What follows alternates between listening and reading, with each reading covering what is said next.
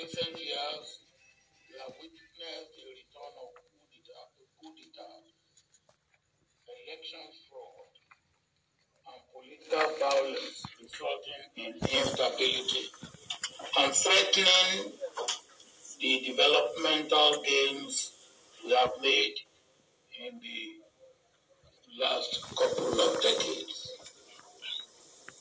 I feel very sad, and it gives me great concern when I see the democratic system we have painfully built collapsing.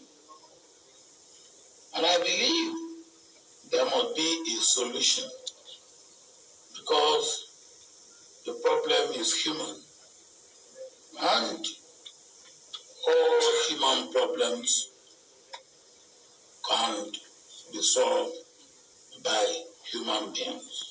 Power grabbing and the governance through the gun will not help us, nor procure democracy through the judiciary.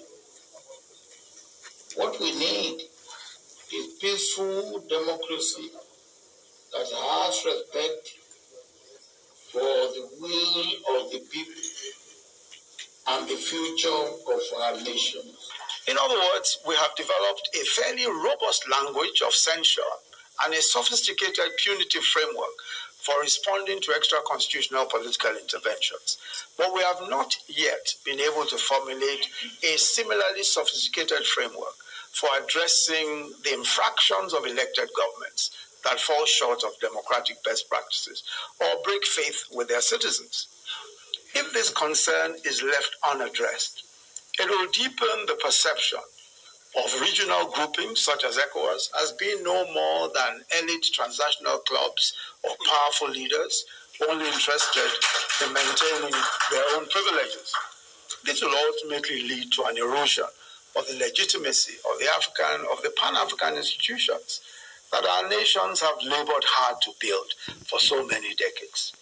To fill this vacuum, and in order to prevent it from being hijacked by extra-constitutional interlopers and adventurers, I believe that we must revitalize institutions such as the African Peer Review Mechanism to promote transnational collaborative learning and leadership on democratization and good governance of the continent.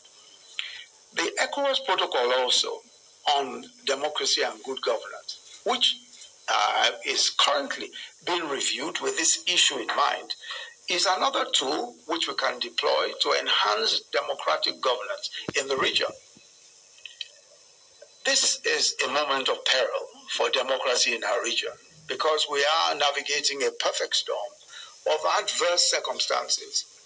A world economy that is reeling from the recessionary shocks of the COVID-19 pandemic, price and supply disruptions from the war in Ukraine, the emergence of armed non-state actors, and all challenges associated with catering for the youngest populations in the world.